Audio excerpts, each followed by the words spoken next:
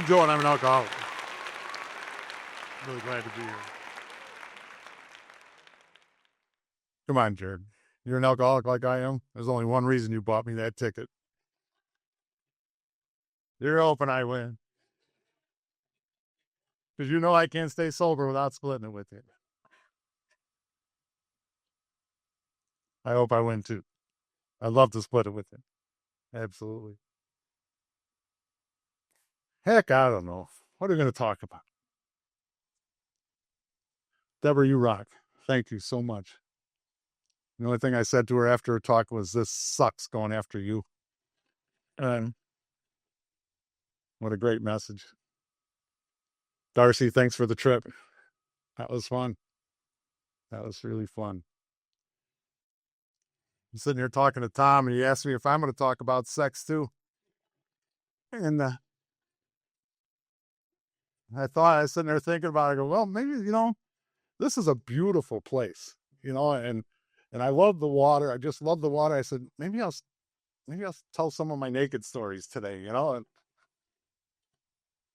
then I thought about my naked stories had nothing to do with sex. Looking back, I was always by myself. Oh, well. I want to thank the committee. I haven't heard anybody do that yet. Thank you. Thank you so much. A lot of effort, a lot of work goes on into these things for us, just so we can come here and have a good time. And thanks. Thanks, guys. I mean, it's a big deal. It's a big deal to me. I've been part of them, and it is a thankless job. And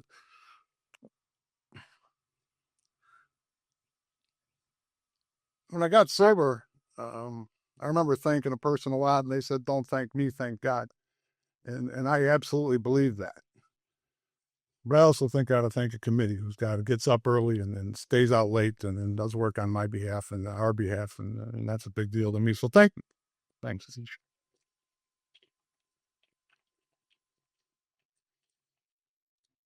I've been to a lot of these meetings, speaker meetings. Obviously, most of you know that. This is a terrible time slot. If you doze off after Saturday's lunch, go ahead and doze off. I have, and it's really bad being over in that corner and right after lunch on Saturday, after a late night and exciting night on Friday, and then getting up and getting fired up by Deborah this morning. Then we have lunch and go, and we're out. Meredith, I don't know what you're going to do to keep awake. But we might get tuned back up again by the time Rick starts. We're in a tough slot here, and I know. So I'll just try to keep you awake, and we'll see what we can do. I drank, by the way, a real lot. I drank a real lot, and you know what? I know something today. Anybody in this room sober under a year, let's say, hey, go ahead and show me. Thanks for being here. When I came to Alcoholics Anonymous, I was very confused. I was very confused because a lot had gone on in my life too before coming to Alcoholics Anonymous. A lot of stuff, and there was a lot of there was treatment involved and counseling involved and psychiatrists involved and everybody involved, counselors at school and all this stuff and just a lot of different trying to figure it out, why I do the things I do. I believe today I know exactly why I'm an alcoholic. I know exactly why I drank. I drank for two very specific reasons. And the first one being the reason I drank is because I hadn't been drinking. That's the first reason I drank. I can remember growing up and my parents would entertain and they'll have a party or something and I'd be sent to bed and sent upstairs or whatever. And the next day I'd come down or even that night try to sneak down. I was always fascinated by the drinks, looking around the room, seeing the different colors, the half fulls, the whole fulls, and what was left in this one and why was this one empty. I zeroed right in on that. I never had a drink, but right out of the gate, I zeroed in on the alcohol. It fascinated me that my dad had a bar. I liked hanging out by the bar when I was a little kid. And the one that really convinced me that I'm an alcoholic and it's got nothing to do with drinking, I'm an alcoholic when I'm not drinking. Actually happened to me when I was 10 years sober. After I was 10, it wasn't when I was a little kid because I didn't put all that together when I was a little kid. But after being sober member of Alcoholics Anonymous for about 10 years, I got to go to the United Center in Chicago and watch Michael Jordan play basketball. And I got to go to a Bulls game. And Debbie and I went down there and we walked in to United Center. And I don't know if anybody here's been there, but if you have, you know that it's a circus atmosphere. It is really cool. They do neat stuff. There's music playing. You walk in, there's stuff going on. There's food being served around the concourse and everything. There's people all over. It's really neat. It's exciting and it's loud and it's fun.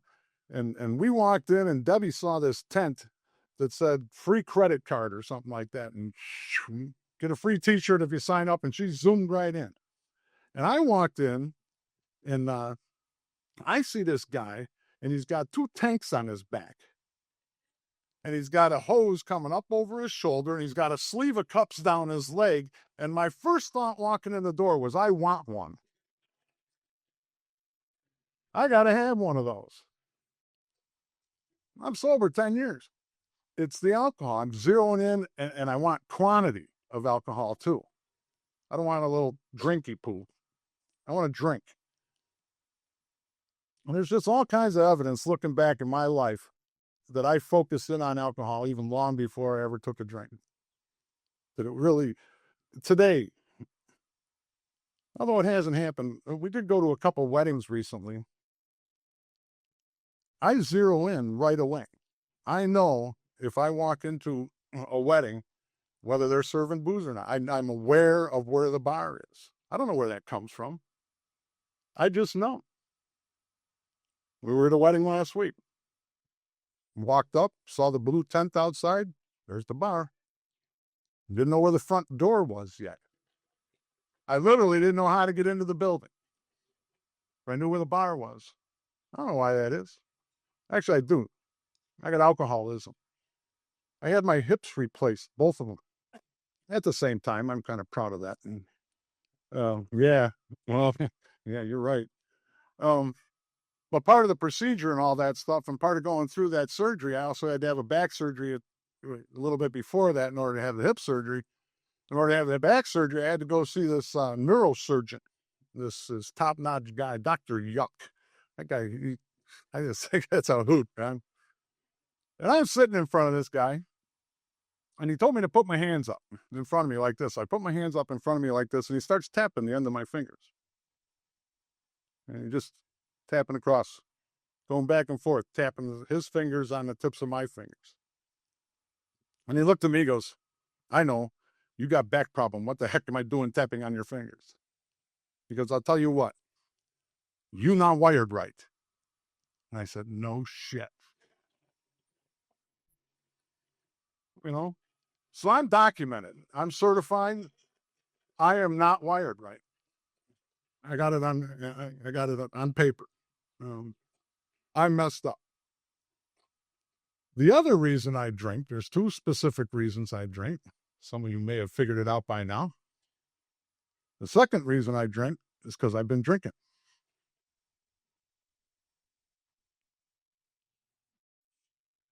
I lived on the corner of Seminole and Wonder Lake. I'm from Wonder Lake, by the way, too. I'm not from Chicago, like the program said. I'll go there now and then, but I'm not from Chicago. Little town called Wonder Lake, 1,200 people. And my folks lived in that town. My brother lived in that town when I was drinking. And I don't know who else. I knew everybody. Everybody knows everybody in Wonder Lake.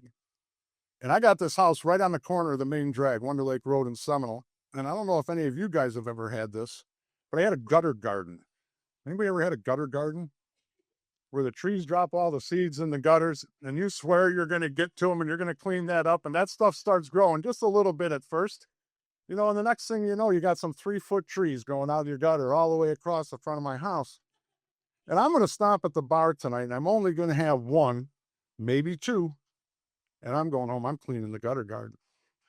It's getting downright embarrassing living on the corner, knowing my brother drives by my house 4 times a day. My parents drive by my house a couple times a day. I got to clean that gutter garden.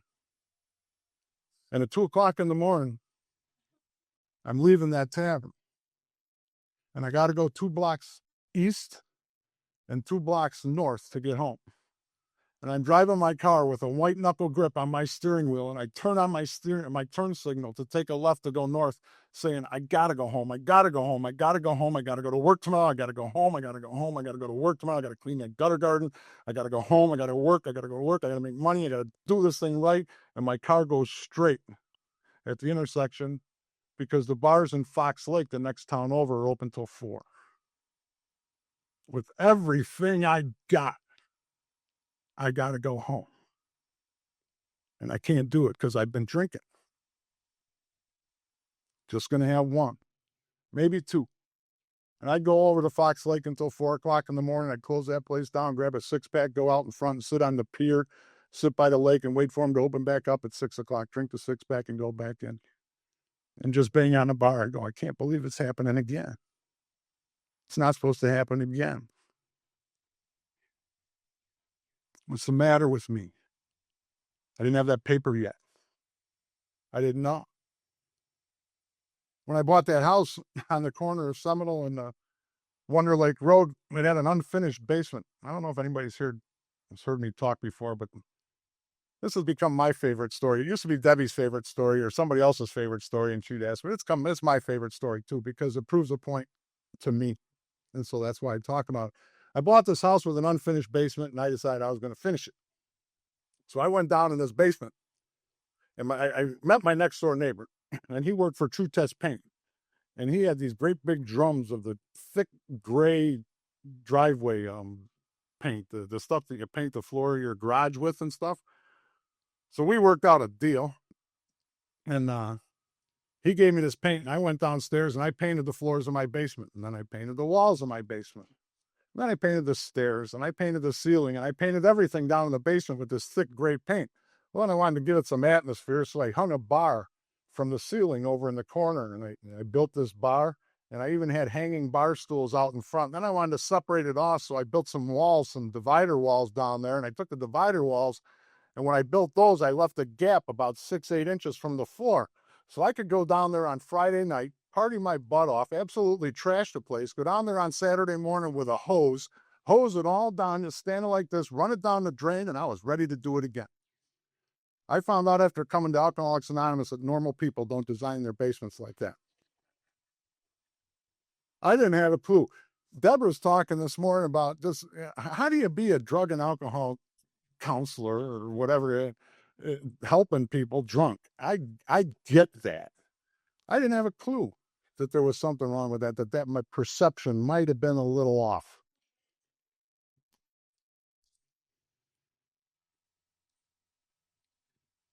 Try to keep you awake. Try to keep you awake. Try to keep you awake. One of the other stories about, I know I'm an alcoholic because I hadn't been drinking. I used to go camping a lot. I used to go camping down in the southwest corner in Wisconsin, a little town called Potosi. Some friends of mine had about 70 acres over there with a cabin. And we go every year on Memorial Day. A couple hundred people would show up and go camping at this place. And it was absolutely nuts. It was crazy. There were some naked stories there for the whole weekend. But I'd go there, and I knew I was going to go there for 4 days. and I never drove when I went there. I always got a ride. There was a group of us that went, and I made this stuff. We called it the Baron. It was homemade schnapps that I got in my hands on a recipe, and I used to make this stuff all the time. And I loved bringing it to these parties because when the ladies did take it, they got naked too, real fast. This stuff was just, man, a couple shots and we're done here, you know. And so I'd make a batch of this booze like in January because I knew I was going camping over Memorial Day, and I wanted to make sure I had enough.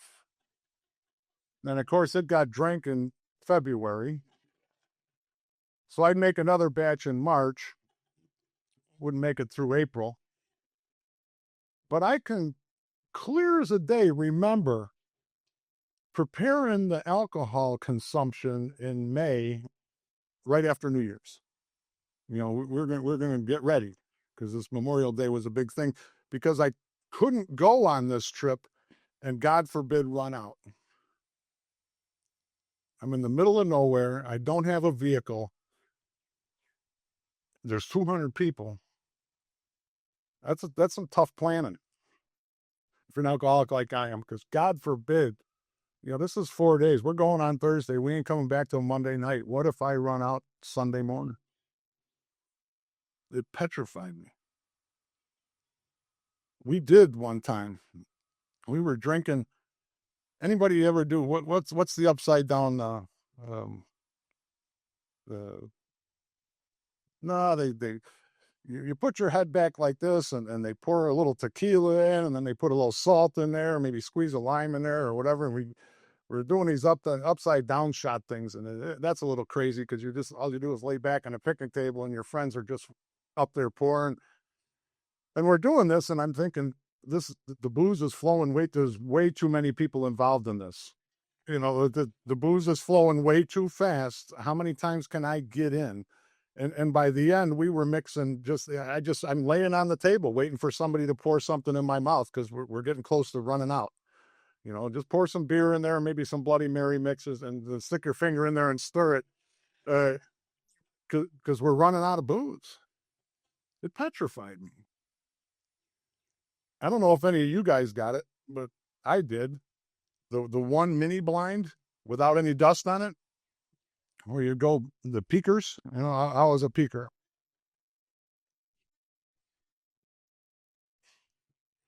I think I drank a lot, and I also have another diagnosis.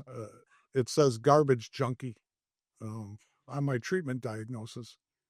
And I don't like talking about drugs except for one thing. When I came to Alcoholics Anonymous, everybody was asking me about what's your drug of choice, and that confused me too. It really confused me a lot because I always walked around, I always had a one hitter in my pocket. I got sober because of finance. It wasn't a judge, it wasn't a mom, it wasn't a kid, I wasn't married, wasn't a wife, but I had a lot of cop cars in my driveway who were serving papers on collection notices. A lot of people wanted money from me. Found out they wanted their money, not mine. Um, so anyways, cocaine might have had something to do with me getting Alcoholics Anonymous. A little hash under glass. Never. Who said you don't put those mushrooms on pizza? I put them on pizza. I think Julie said. Did you say that? Last night, Julie said, I put them mushrooms on pizza. We had a ball. Drove a car all the way around the town one night without turning the engine on, just going.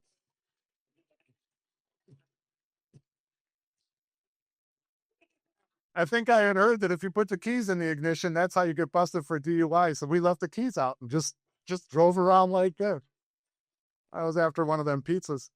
Um, so I did a lot of dope. Bottom line is I did a lot of dope, and this is an AA event. But I was it's important to me to say this because I was at one of these events one time, and there was about 800 people in the room, and there was a guy up at the podium talking like I am, and I felt like he zeroed in right on me at that period of time. And he asked, "What's your drug of no choice?" And from that moment until today, as I'm standing here now, I'm an alcoholic. I quit doing a lot of that other stuff. I had a table in my living room when I was drinking, and it was a round table. It had a glass top. It was awesome. It was on ball bearings. It spun. And I paid very close attention to how much booze you had in your glass. And if you turned your head, just spin the table a little bit. I always had the full drink in front of me. I always managed. It wasn't full for long, but I always got the full drink. I was going to, and there was a lot of drugs on that table too, but I remember looking back, I was going to drink. I was looking for the full drink. Alcohol is my drug of no choice. I'm powerless whether I'm going to drink or not if I don't get a program.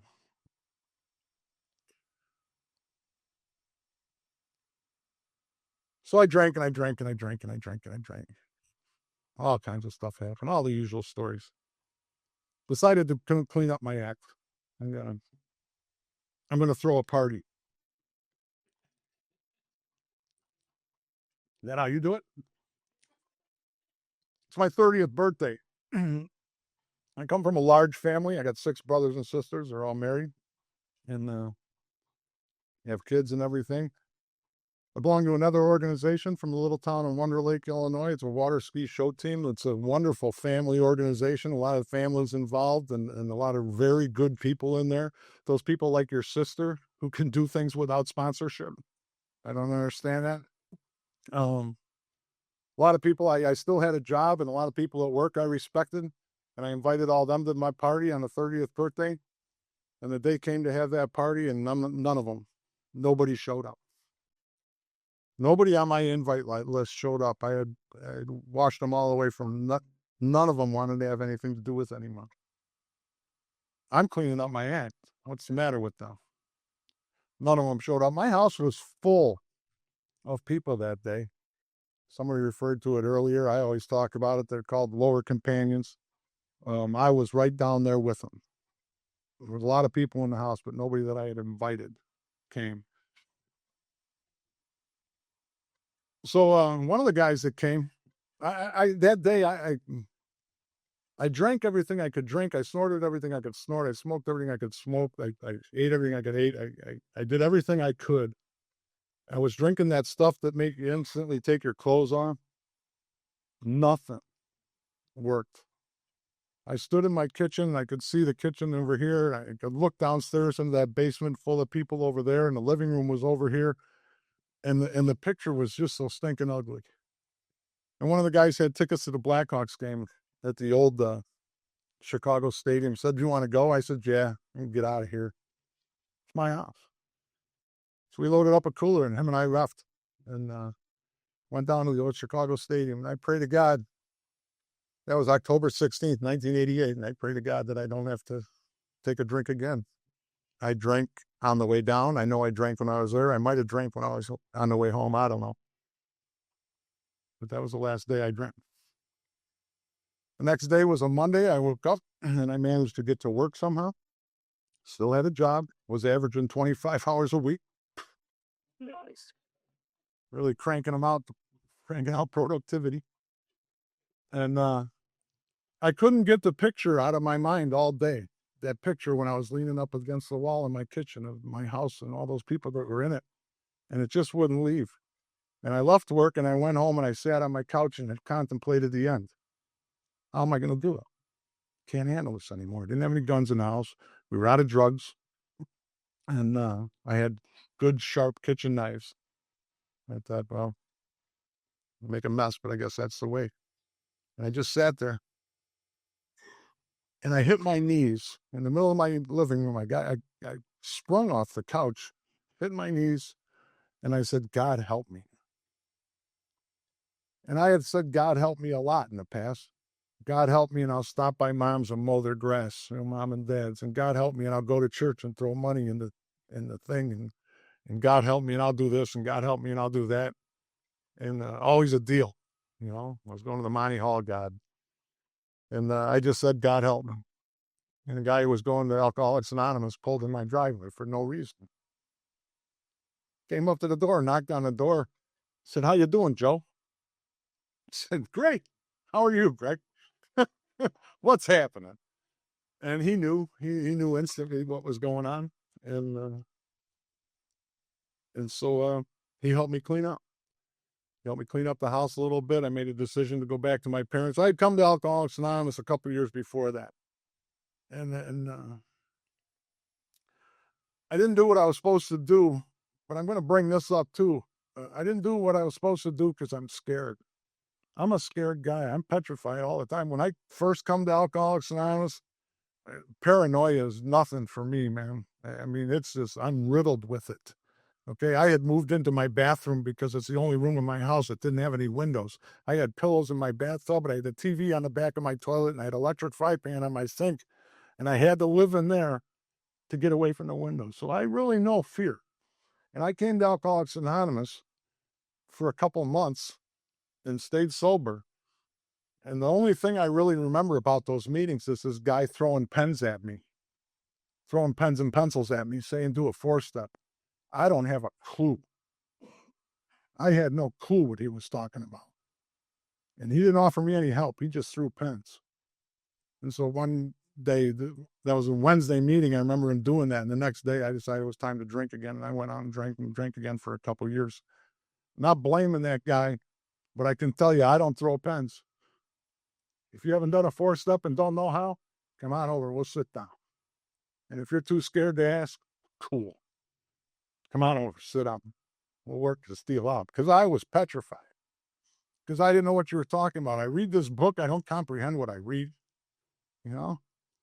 First time I got up to that 4-step chart, I threw it against the wall. Found out now the instructions are actually after. You know? The real meat of it's after the chart. I thought I was supposed to know it all by the time I got to the chart. Anyways, where the heck was I? I was getting sober. This guy came to my house and we cleaned up and I was going to my parents, bottom line. I just said I had fessed up one other time. I had come to Alcoholics Anonymous. I went back to my parents, and for some reason, my family was all in town at this time. My brothers and sisters were all in town, and we collectively decided that I'd move into my parents' basement the next day or sometime around then. We went over. I really admire people who can really zero in on what happened day by day by day when I got sober, because that's pretty cloudy to me. I do remember creatures coming out of the walls, and when I was sobering up and going through detox, I remember the all that stuff. And so I'm not real good on a time frame, but I do know that we went and cleaned out my house. Everything got thrown in pickup trucks and dumpsters. We emptied out that house, completely cleaned it out. The big book talks about reservations. I had my reservation. I had a pipe that a friend of mine had gotten me from Morocco. He traveled to Morocco and he brought it back to me, and I never used it. I hung it on the wall. It was art. There was no reason to throw that out. When my brother grabbed that and threw it in the trash, what are you doing? That was a gift. It got thrown out. We threw away everything, and I moved into my parents' basement, and I did absolutely nothing. This is in the middle of October of 1988. I figured money was a problem. I had to pay these people off who were pulling into my driveway and wanted their dough. I still had a decent job, so I'm just going to go to work. Instead of 25 hours of work, I'll put in 75 hours worth of work, and we'll just take care of this matter. We'll figure it all out like that. And so I didn't go to AA. I didn't do anything but go to my parents' basement and go to work. And sometime in late November, I found myself curled up in a ball in the corner of my parents' basement, yanking chunks of hair out of my head, going absolutely nuts. I'm curled up in the fetal position, whacked out, stone cold sober. Hadn't had a drink in over a month or a drug in over a month. Nothing. I was as clean that day as I am right now. And I was going absolutely crazy. So my mom had put a phone number on my dresser, and through some set of circumstances, I don't know what, I called the number. And the people said, we got a bed, come right away. And I said, well, no, the holidays are coming. My family will miss me, you know. Have you got anything January 2nd? And they said, well, yeah. So on January 2nd, I flew out to California and I went to treatment. And I get out to this treatment center, and I did exactly what they told me to do. Exactly how they told me to do it. Exactly when they told me to do it. And I was in. I was tired, and I was in, I thought. And about 2 weeks into this deal, I got an assignment, and I wrote the assignment out, and I went to my counselor, and I gave it to my counselor. My counselor's name was Jerry. She's a little old gray-haired lady. Wasn't 5 foot tall, I'm sure. And I gave it to Jerry, and she read it, and she looked up at me and said, Joe, you're full of shit. And I said some things to a little gray-haired old lady that I don't say to little gray-haired old ladies. I know I'm a big guy. I know I can intimidate people. And I gave it my best shot. with this woman, with my body and my mouth. I said everything I could to her, ripped her up one side and down the other, got in her face, got all done, backed up, and she said, Joe, you're still full of shit. I said, well, that's it. I'm out of here. Went back to my room, started packing up my stuff, and realized I don't know where I am geographically. I don't have a car. I have no money. I've got nowhere left to go. This is the last house on the block. I went back and I said, Jerry, I'm full of shit. What do I do? And she hooked me up with a guy from Alcoholics Anonymous who had been through the steps, through the out of the big book. And I'm in the treatment center that, all right, I'll just I'm in Betty Ford Center, okay? I think that's the first time I've ever said that. But people have their judgments about that place. And I tell you, whatever it is, it's not true. They hooked me up with this guy and just let me go with this guy. And he showed me, he didn't throw any pencils at me. He showed me and he read to me and he taught me how to do the steps out of the big book of Alcoholics Anonymous. And we did that. And we got through step 7 and they sprang me.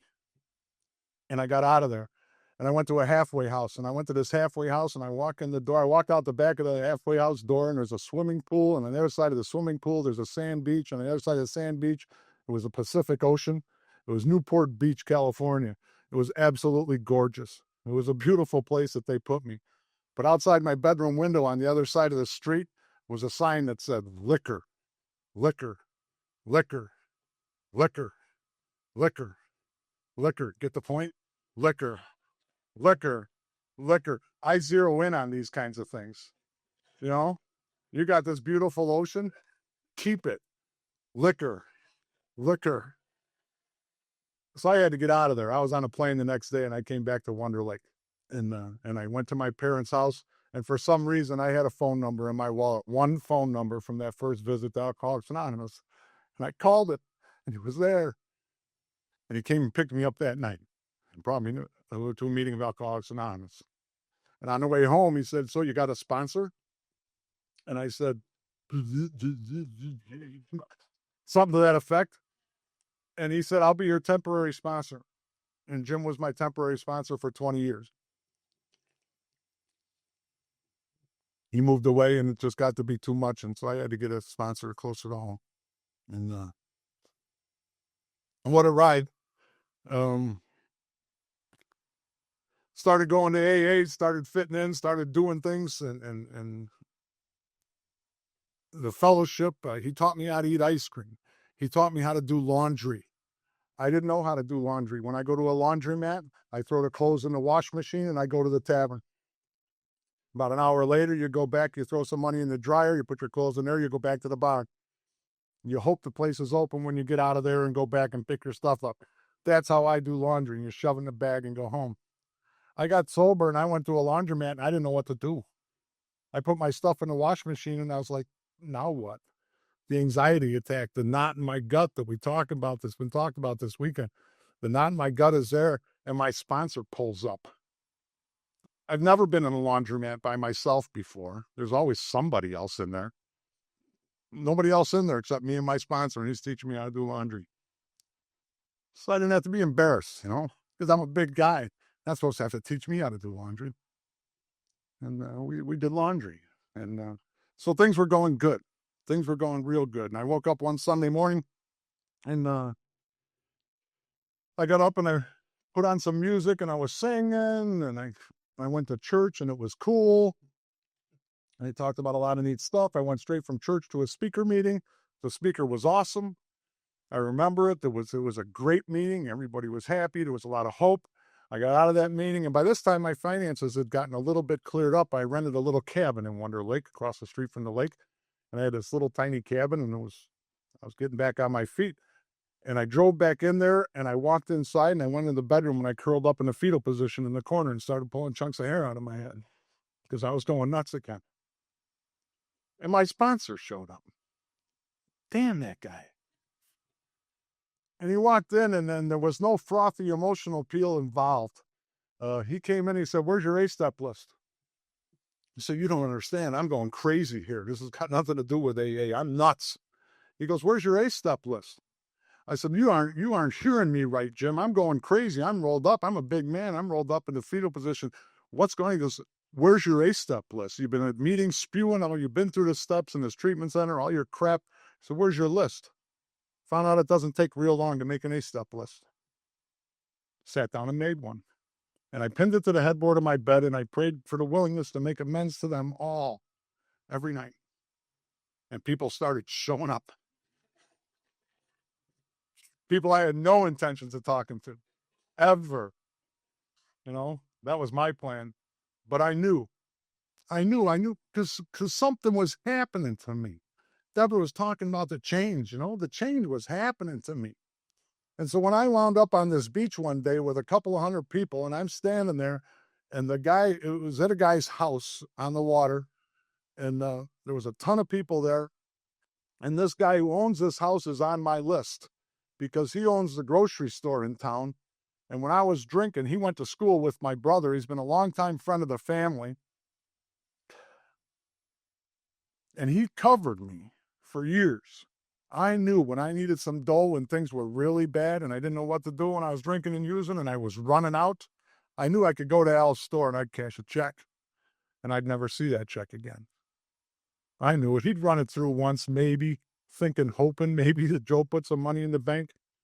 I don't even know if the accounts were open anymore that he was cashing checks off of when I was drinking.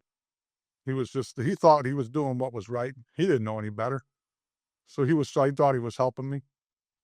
So I'm on this beach one day at this guy's house with a couple hundred people, and I literally turned around and turned back, and all the people were gone except Al. Now, I didn't go, hey, Al, wait a minute. I'm going to call my sponsor and see if it's time.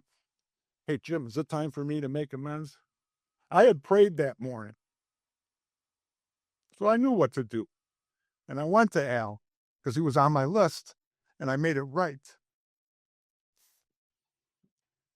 10 years later, now Al's got one brother, and both his parents had passed, and that's the only family he ever had. He was a single guy, never been married, and he had one brother.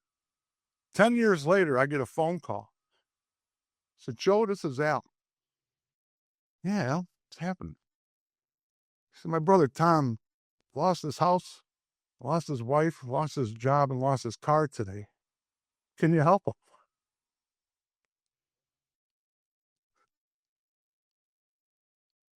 Tom's got 14 years sober today. Do you think that was my plan when I went to Al and fessed up? I was scared to death he wanted all the money that day when I went to Al. That's what I thought was going on when I made that amends. That's not what's going on. What's going on is we're saving lives here. We're saving lives. If we do what we're supposed to do, we're saving lives. Tom's sober today. He's got new teeth. I got new hips. Tom's got new teeth. What a trip. The list of amends and the amends process, and Deborah talked about so beautifully. That's the deal for me too. That's the freedom, to just get rid of that crap. And not live just wondering every day what's going to happen. When's the hammer going to come down?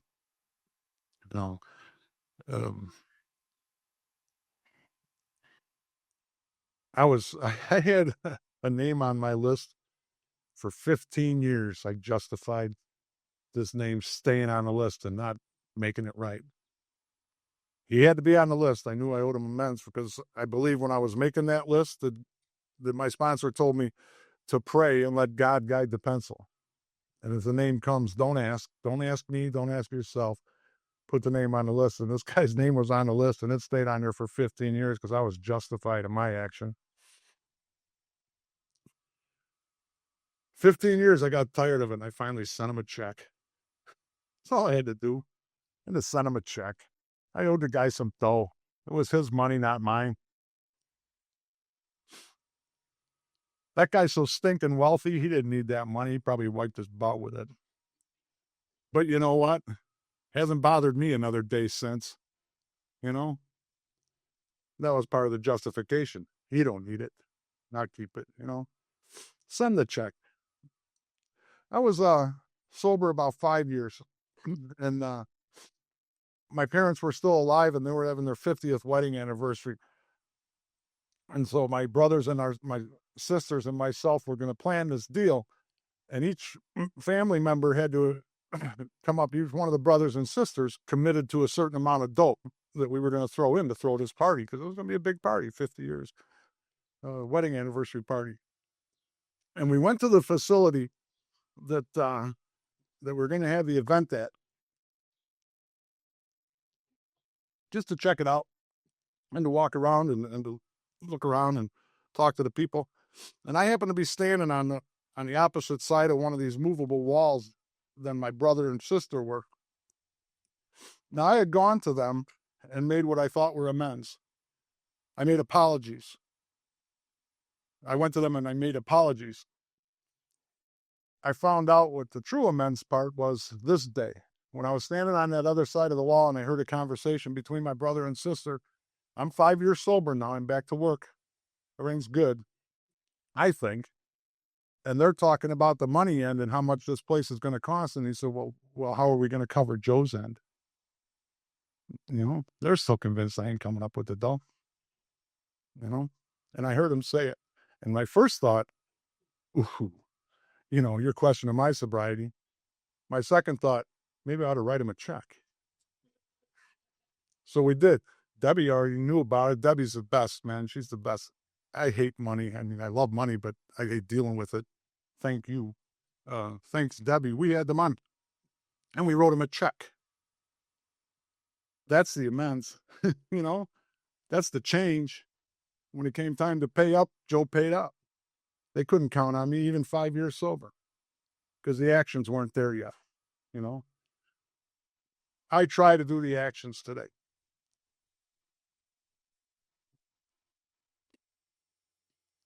In September of 2001, I was at work, and Debbie called me during the day, and she just said, come home now. And she was very upset. And I said, what's going on? She said, come home now, and hung up. And I got in the car and I flew home. It was supposed to be probably a half-hour drive, probably made it in 7 minutes. And I got home as fast as I could. And I walked in the door of the house, and the only word I remember was malignant. Now, cancer sucks. That word malignant just hit me right square between the eyes. I can't handle life, much less malignant. I don't do malignant. And it's not even me. It's Debbie's results that came back malignant. I tried really hard to do my best to support. And I've got character traits, and most of my character traits way overshoot the mark and become defective. Our character defects. And this time I thought my character trait, what I was supposed to do as a loving husband was to carry the load. And I tried to. And I tried to carry the load for the next few months. That was in September, I think. That was in September. I think it was sometime in November that I cracked. I couldn't handle it. I was going nuts. I was trying to carry that load. And it just so happened at that time, I don't know, it kind of runs in parallel. When I'm whacked out, my home group's whacked out. I can't talk to any of them. My sponsor's whacked out. I can't talk to him. All of you people are whacked out. I can't talk to you people when I get like that. When my character defects really get out of line. Fortunately for me, I am involved in stuff like this, and I get to meet all you people. And it was a safe guy. Ralph was a safe guy, and I called up Ralph. He lived a couple hours away, and it was on a Tuesday night. And he said, Joe, you'll be at your house tomorrow night at 7 o'clock unless you need us to come tonight. Did you hear that sentence? There's a lot of really important stuff in that sentence. Joe, you'll be at your house at 7 o'clock tomorrow night. There's a little willingness involved. Unless you need us, unity, to come tonight. It wasn't, Ralph didn't say, hey, Joe, why don't you just hit another meeting? The next night I said, no, Ralph, I'll make it through tonight. And the next night, exactly 7 o'clock, a carload of guys came up to my house and we had a meeting for me in my living room. I've had a bunch of meetings for people in my living room before, for people who were struggling, and they showed up and had one for me. And they, once again, it was a group of guys that weren't into frothy emotional appeal. They nailed me right down, man. And they did, and it probably saved my life. The next night, a guy from St. Louis, 5 hours away, said, hey, Joe, I'm in Rockford. How do you get to Wonder Lake from here? Gave him directions. He showed up, no, probably 3 hours later. The guy gets lost a lot. And came out and went out to dinner. He said, I heard you're having a rough time. I said, yeah, so we got some struggles. So we went out to dinner and talked a little bit. He said, well, I got to go home. I said, what do you mean you got to go home? So just drove up for dinner. And he drove back to St. Louis. He came up because he thought I was having a rough time. Where else do you get that? Any of your bar guys show up yet? You know, they drive 10 hours in an evening because you might be having a rough day. Where the heck else would I rather be today than an Alcoholics Anonymous? Where? We did the whole deal. While we were doing the whole deal, while Debbie was going through everything, and by the way, Debbie's fine. She's clean for 12 years now. There's no cancer. And during that time, it was a real struggle. It was a real struggle. We were putting my mom and my dad in the nursing care and nursing homes, and I don't even know what time I started. Keep looking at my watch just to give you hope. He looks one more time, he's going to shut up. I told you want to go to sleep? Go to sleep. I don't care. Well,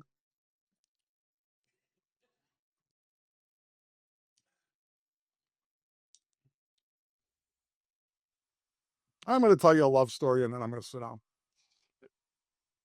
Right before we put my parents into care, at first it's assisted living, and then it's the nursing home, and then it's the hospice, and the whole thing. Before that, they had told us their plans and what they wanted to happen. Well, they were perfectly okay. And my brother's the executor of the estate and the will and all the stuff, and that's cool because he's good at it.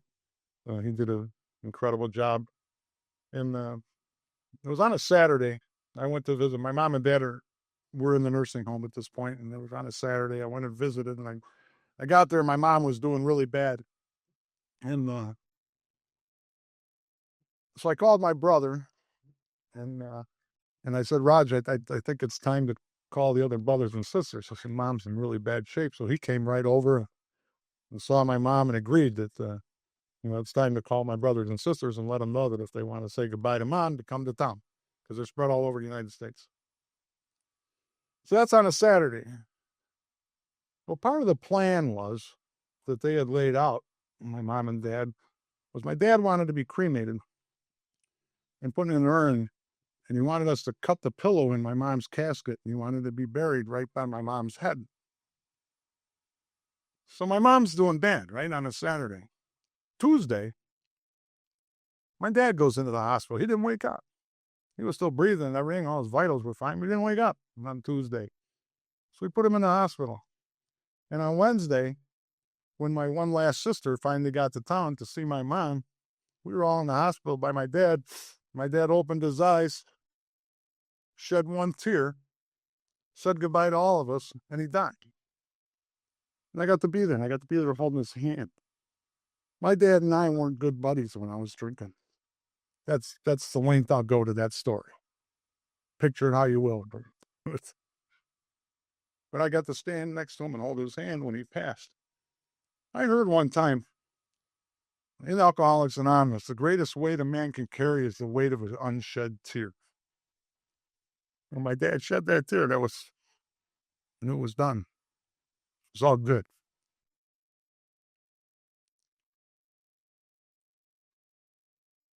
My mom hung on for about 6 more weeks, and she passed away. And then when we buried him, and I got to sit next to my mom for 5 days and hold her hand and tell her I love him. There was nothing left to be said. Because of Alcoholics Anonymous, because of you people, there was no, I witnessed it. I witnessed some of my sisters grabbing onto him and screaming at him, saying, don't leave, don't go. They weren't done. I was done. It was actually beautiful for me. It was amazing. Because of Alcoholics Anonymous and you people and a loving God, I was done. And I could sit through that experience and have it be a beautiful experience. It was a neat deal. I've had a spiritual awakening as a result of these steps. I am not the same person who came to Alcoholics Anonymous in here. And I could tell you a lot. I could stand up here a lot and tell you a lot of stories where unselfish things have come out of my mouth. And I'm going, where'd that come from? Because I don't say unselfish things. I don't do kind acts. I'm not a nice guy. But because of Alcoholics Anonymous and a spiritual awakening as a result of the steps, and you people, I'm all right.